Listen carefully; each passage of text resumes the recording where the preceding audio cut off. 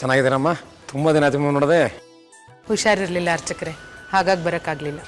ಹಾಂ ಸರಿ, ನಿಮ್ಮ ನಾದಿನಿ ಬಂದವ್ರು ಹೇಳಿದ್ವು. ಈಗ ಹೇಗಿದ್ದೀರಾ? ದೇವ್ರ ದಯೆ, ಚೆನ್ನಾಗಿದ್ದೀನಿ. ತುಂಬ ಸಂತೋಷಮ್ಮ. ನಿಮ್ಮ ನಾದಿನಿ ಬಂದು ನಿಮ್ಮ ಹೆಸರಲ್ಲೇ ಅರ್ಚನೆ ಮಾಡ್ತೀನಿ. ಇವ್ರು ಯಾರು? ನಿಮ್ಮ ಸೊಸೆನಾ? ನಾನು ಇವ್ರ ಸೊಸೆ ಅಲ್ಲ, ನಮ್ಮ ಅಕ್ಕ ಇವ್ರ ಸೊಸೆ. ನಿಶ್ಚಿತಾರ್ಥ ಆಗದೆ ಮುಂದಿನ ತಿಂಗಳು ಲಗ್ನ. ಮನುಷ್ಯ ಒಂದು ತೀರ್ಮಾನ ಮಾಡಿದ್ರೆ ಭಗವಂತ ಇನ್ನೊಂದು ತೀರ್ಮಾನ ಮಾಡಿರ್ತಾನೆ. ನನ್ನ ಮಗನ ಮದುವೆಗೆ ನೀವು ಖಂಡಿತ ಬರಬೇಕು ಅರ್ಚಕರೇ. ಬರ್ತೀನಮ್ಮ, ಬಂದೇ ಬರ್ತೀನಿ. ಮದುವೆ ಬಂದು ಆಶೀರ್ವಾದ ಮಾಡೋದಕ್ಕಿಂತ ಬೇರೆ ಭಾಗ್ಯ ಬೇಕಾ? ಯಾರ ಹೆಸರಲ್ಲಿ ಅರ್ಚನೆ ಮಾಡಬೇಕಮ್ಮ ಈಗ? ಈ ಮಗು ಹೆಸರು ಲಕ್ಷ್ಮಿ ಅಂತ. 2 ಸಲ ನನ್ನ ಜೀವ ಉಳಿಸಿದವಳು. ಅವಳ ಹೆಸರಲ್ಲೇ ಮಾಡಿ.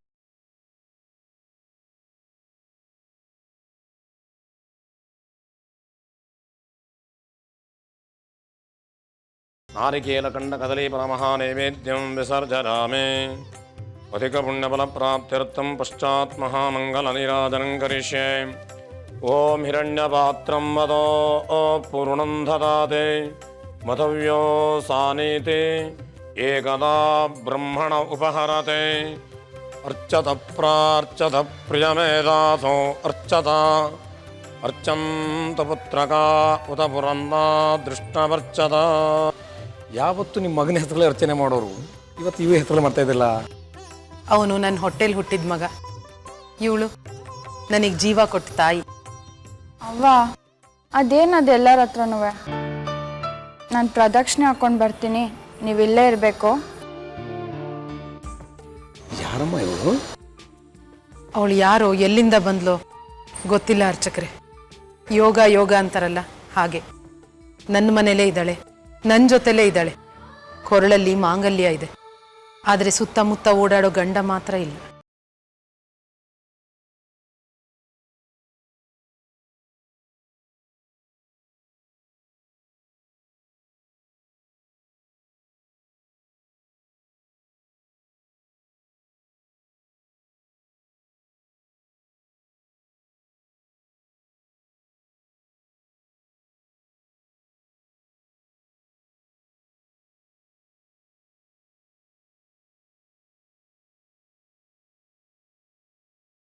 ನಾನೇ ದೇವಸ್ಥಾನಕ್ಕೆ ಹೋಗಿ ಅಮ್ಮನ ಕರ್ಕೊಂಬರ್ತೀನಿ.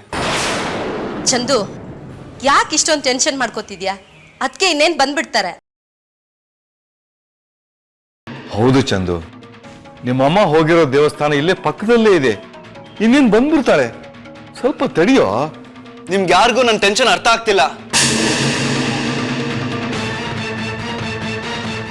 ಅವತ್ತು ಎಂಗೇಜ್ಮೆಂಟ್ ಹಾಲಲ್ಲಿ ಇಷ್ಟು ಜನ ಇದ್ರೂ ಅಮ್ಮನ ಹೊರಗೋಗಕ್ಕೆ ಬಿಟ್ಟಿದ್ದೀರಾ. ಅದರಿಂದ ಏನೆಲ್ಲ ಅನಾಹುತ ಆಯ್ತು. ಇವತ್ಗೂ ಅಮ್ಮ ಚೇತರಿಸ್ಕೊಳ್ತಾ ಇದ್ದಾರೆ. ದೇವಸ್ಥಾನಕ್ಕೆ ಹೋಗಿ ಬರ್ತೀನಿ ಅಂದ್ರಂತೆ, ನೀವೆಲ್ಲ ಹೋಗ್ಬಾ ಅಂತ ಕಳ್ಸಿಕೊಟ್ಟಿದ್ದೀರಾ. ಮತ್ತೇನಾದ್ರೂ ಹೆಚ್ಚು ಕಮ್ಮಿ ಆದ್ರೆ ಇದೇನಾ ನೀವು ನನ್ನ ತಾಯಿ ನೋಡ್ಕೊಳ್ಳೋ ರೀತಿ? ನಿಮ್ಮನ್ನೆಲ್ಲ ನಂಬ್ಕೊಂಡು ನಾನು ಹೇಗೆ ಹೊರಗೋಗ್ಲಿ? ಯಾರಿಗೂ ಜವಾಬ್ದಾರಿನೇ ಇಲ್ಲ. ಚಂದು, ಅಮ್ಮ ಒಬ್ಬರನ್ನೇ ಕಳ್ಸಿಲ್ಲ, ಜೊತೆಗೆ ಚಿನ್ನೂ ಹೋಗಿದ್ದಾಳೆ. ಸಾಕ್ ನಿಲ್ಸಿ. ಚಿನ್ನು ಚಿನ್ನು ಚಿನ್ನು, ಯಾರು ಚಿನ್ನು?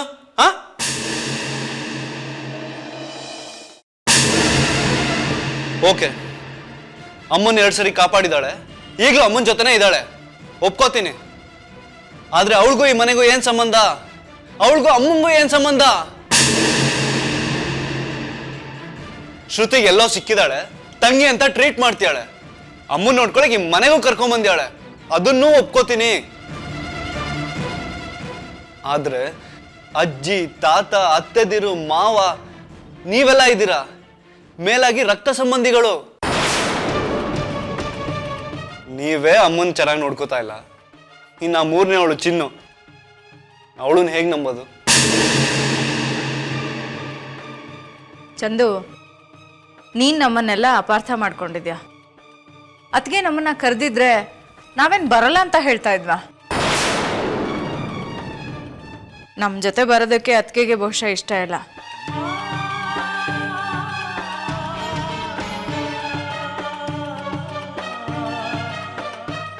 ನೀವೇನು ಬೇಜಾರು ಮಾಡ್ಕೋಬೇಡಿ, ಚಂದುನ ನಾನು ಸಮಾಧಾನ ಮಾಡ್ತೀನಿ. ಅಮ್ಮ ಮೊಬೈಲ್ ತೊಗೊಂಡೋಗಿದ್ರೆ ಫೋನ್ ಮಾಡಿ ಬರೋ ಕೇಳಿ.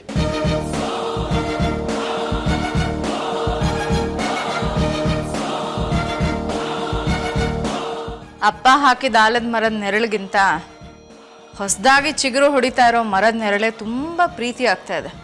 ಅಪ್ಪ ಹಾಕಿದ ಆಲದ ಮರ ಅಂತ ನೇಣು ಹಾಕೊಳಕ್ಕಾಗತ್ತಾ? ಅಂದ್ರೆ ಏನು ನಿನ್ನ ಮಾತಿನ ಅರ್ಥ? ಅತ್ತಿಗೆಗೆ ಚಿನ್ನು ಜೊತೆ ಹೋಗೋದೇ ಇಷ್ಟ ಆಗಿರ್ಬೇಕು, ಅದಕ್ಕೆ ಹೋಗಿದ್ದಾರೆ. ಅಂದ್ರೆ ನಾವೆಲ್ಲ ಈ ಮನೆಯಲ್ಲಿ ಏನು? ನೀವಿಬ್ರು ಸ್ವಲ್ಪ ಸುಮ್ಮನೆ ಇರ್ತೀರಾ? ಮೊದಲನೇ ಚಂದನ್ ಟೆನ್ಷನ್ ಮಾಡ್ಕೊಂಡು ಹೋಗಿದ್ದಾನೆ, ಇದ್ರ ಜೊತೆ ನಿಮ್ ಜಗಳ ಬೇರೆ. ಅವಕಾಶ ಸಿಕ್ಕಿದ್ರೆ ಸಾಕು ಅಂತ ಕಾಯ್ತಾ ಇರ್ತಾಳೆ. ಅವಕಾಶವಾದಿಗಳು ಯಾರು ಅಂತ ನನಗೆ ಚೆನ್ನಾಗಿ ಗೊತ್ತಿದೆ. ನೀನು ನನಗೆ ಅತ್ತೆ ಆಗಿ ಹುಟ್ಬೇಕಿತ್ತು, ಒಪ್ಪಿ ತಪ್ಪಿ ತಂಗಿ ಆಗಿ ಹುಟ್ಬಿಟ್ಟಿದ್ಯಾ. ನೀನ್ ಮೊದಲು ಅತ್ತಿಗೆನ ತಾಯಿ ತರ ಟ್ರೀಟ್ ಮಾಡೋದನ್ನ ಕಲ್ತ್ಕೊ, ಆವಾಗ ತಂಗಿ ತಂಗಿಯಾಗೆ ಉಳ್ಕೋತಾಳೆ. ಶ್ವೇತಾ, ಮೊದಲು ನಿಮ್ಮ ಅಕ್ಕನಿಗೊಂದು ಮದುವೆ ಆಗ ಕೇಳು, ಆಗ ಸಂಬಂಧಗಳಿಗೆ ಬೆಲೆ ಗೊತ್ತಾಗುತ್ತೆ.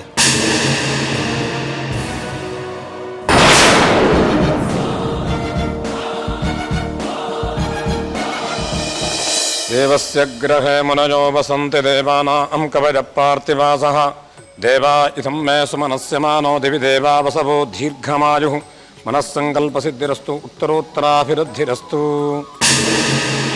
ವಿರಸದಿಂದ ಗಂಡ ಹೆಂಡತಿ ಬೇರೆ ಆಗಿದ್ದರೆ ಈ ಜೋಡಿ ಬಾಳೆಹಣ್ಣು ತಿಂದರೆ ಅವರಿಬ್ಬರು ಒಂದಾಗ್ತಾ ಇರುವಂಥದ್ದು ಲೋಕದಲ್ಲಿರುವಂಥ ಪ್ರತೀತಿ. ಅರ್ಚಕ್ರೆ, ಲಕ್ಷ್ಮಿ ನನ್ನ ಮನೇಲೆ ನನ್ನ ಕಣ್ಮುಂದೆನೇ ಇದ್ದಾಳೆ, ಆದರೆ ಅವಳ ಗಂಡ ಎಲ್ಲಿದ್ದಾನೋ ನನಗೆ ಗೊತ್ತಿಲ್ವಲ್ಲ. ಪರವಾಗಿಲ್ಲಮ್ಮ, ಒಂದು ಹಣ್ಣು ಇವಳು ತಿನ್ನಲಿ, ಒಂದು ಹಣ್ಣು ನಿಮ್ಮ ಮನೆ ದೇವ್ರ ಮೇಲೆ ಇಟ್ಟುಬಿಡಿ.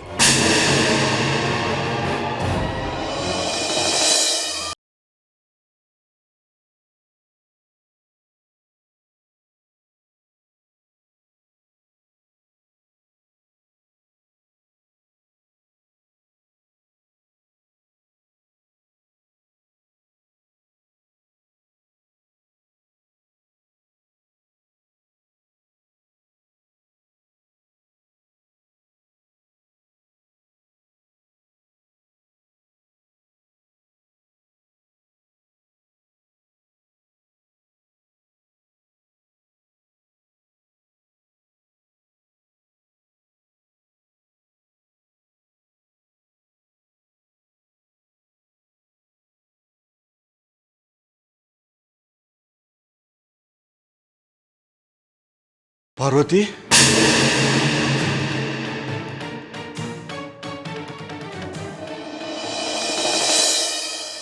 ಸದ್ಯ ಬಂದ್ರಲ್ಲಮ್ಮ. ಯಾಕೆ ಮಾವ, ಏನಾಯ್ತು? ಏನಿಲ್ಲಮ್ಮ, ಏನಿಲ್ಲ. ತಾತ, ಪ್ರಸಾದ ತಗೊಳ್ಳಿ. ಯಾಕೆ ಮಾವ ಒಂಥರ ಇದ್ದೀರಿ? ಚಿನ್ನು, BP ಮಾತ್ರೆ ಕೊಟ್ಟೆ ಅಲ್ವಾ ನೀನು? ದೇವಸ್ಥಾನಕ್ಕೆ ಹೋಗೋಕೆ ಮೊದಲೇ ಕೊಟ್ಟಿದ್ದಾಳಮ್ಮ.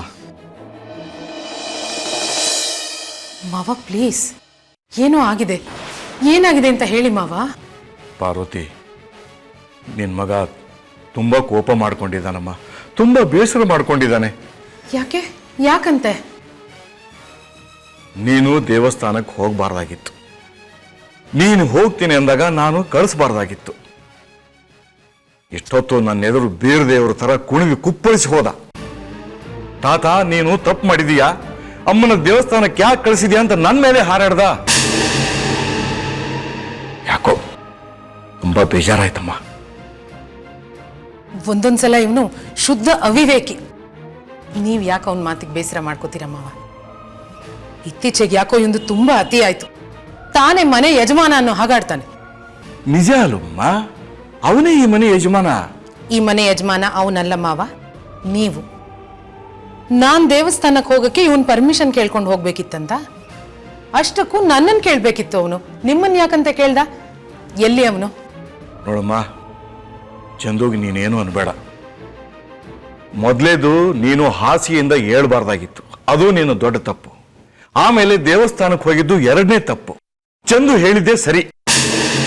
ಸುಮ್ಮನೆ ಮೊಮ್ಮಗನ್ ವಹಿಸ್ಕೊಂಡು ಮಾತಾಡಬೇಡಿ ಮಾವ. ನೀವು ಅವನು ಹೇಳ್ದಾಗ ಕೇಳ್ತೀರಾ ಅಂತ ನಿಮ್ಮ ಮುಂದೆ ಎಗರಾಡ್ತಾನೆ ಅಷ್ಟೇ. ಇವತ್ತು ಅವನಿಗೆ ಬುದ್ಧಿ ಕಲಿಸ್ತೀನಿ. ದೊಡ್ಡವ್ರ ಮುಂದೆ ಏನು ಮಾತಾಡಬೇಕು ಏನು ಮಾತಾಡಬಾರ್ದು ಅಂತ ಗೊತ್ತಾಗಲ್ವಾ ಮಾವ ಅವನಿಗೆ? ನೀವೇ ಅವನಿಗೆ ಸದರ ಕೊಟ್ಟಿರೋದು ಮಾವ, ಅದಕ್ಕೆ ಅವ್ನು ನಿಮ್ಮ ಮುಂದೆ ಸರ್ದಾರ ಆಡ್ದಾಗ ಆಡ್ತಾನೆ. ಇವತ್ತು ಅವನಿಗೆ ಮೂಗುದಾರ ಹಾಕ್ತೀನಿ. ಅಲ್ಲಮ್ಮ ಅವನು ಮೊದಲೇ ಸಿಟ್ಟು ಮಾಡ್ಕೊಂಡಿದ್ದಾನೆ, ಇದ್ರ ಮೇಲೆ ಅವ್ನ್ ನೀನು ಸಿಟ್ಟು ಸೆಡವು ಎಲ್ಲ ಅಜ್ಜಿ ತಾತನ ಮುಂದೆ, ನನ್ನ ಮುಂದೆ ಅದೇನು ನಡೆಯೋದಿಲ್ಲ. ಒಳ್ಳೆ ಧರ್ಮ ಸಂಕಟಕ್ಕೆ ಇಟ್ಕೊಂಡ್ಬಿಡ್ತಲ್ಲ ಇದು. ಮಾವ ನೀವು ಸುಮ್ಮನೆ ಇರಿ. ಚಿನ್ನು ನಡಿ.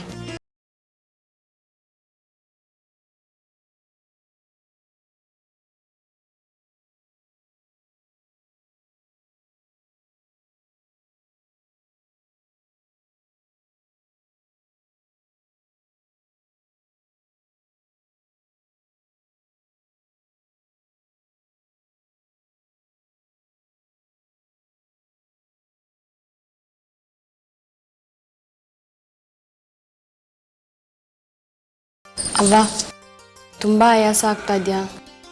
ಇಲ್ಲ ಮಗಳೇ, ಯಾಕೆ ಗಾಬರಿ ಆಗ್ತಾ ಇದೆಯಾ? ನಾನು ನಿಮ್ಮನ್ನ ದೇವಸ್ಥಾನಕ್ಕೆ ಕರ್ಕೊಂಡು ಹೋಗಲೇಬಾರ್ದಾಗಿತ್ತು.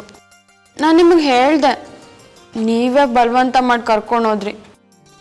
ಈಗ ನಿಮ್ಮ ಮಗ ಬಂದು ನನಗೆ ಬೈದ್ರೆ? ನನ್ನ ಮುಂದೆ ಒಂದು ಸ್ವಲ್ಪ ಹೊತ್ತು ಕುಣಿತಾನೆ, ಆಮೇಲೆ ತಾನೇ ಸಮಾಧಾನ ಆಗ್ತಾನೆ. ನೀನು ಯಾಕೆ ಹೆದರ್ಕೋತೀಯ ಕಂದ? ನನ್ನ ಮಗ ತುಂಬ ಒಳ್ಳೆ ಹುಡುಗ. ಅವನ ಹಾರಾಟ ಕೂಗಾಟ ಏನಿದ್ರು ಅವನ ಅಜ್ಜಿ ತಾತನ ಎದುರಿಗೆ ಅಥವಾ ನನ್ನ ಎದುರುಗಡೆ ಅಷ್ಟೇ. ಆದರೂ ಒಳೊಳಗೆ ತುಂಬ ಭಯ ಆಗ್ತಾ ಇದೆ. ಭಯ ಯಾಕೆ ಮಗಳೇ? ನೋಡ್ದ್ಯಾ, ನಾನು ಮರ್ತೇ ಬಿಟ್ಟಿದ್ದೀನಿ.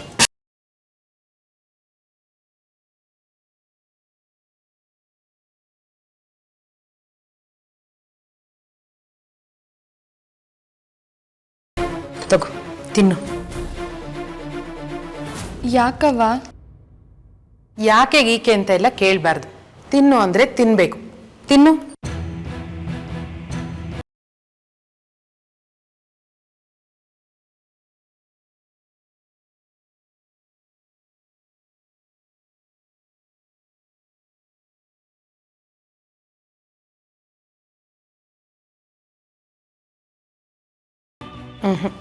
ಅದು ಪೂರ್ತಿ ನೀನೇ ತಿನ್ನಬೇಕು.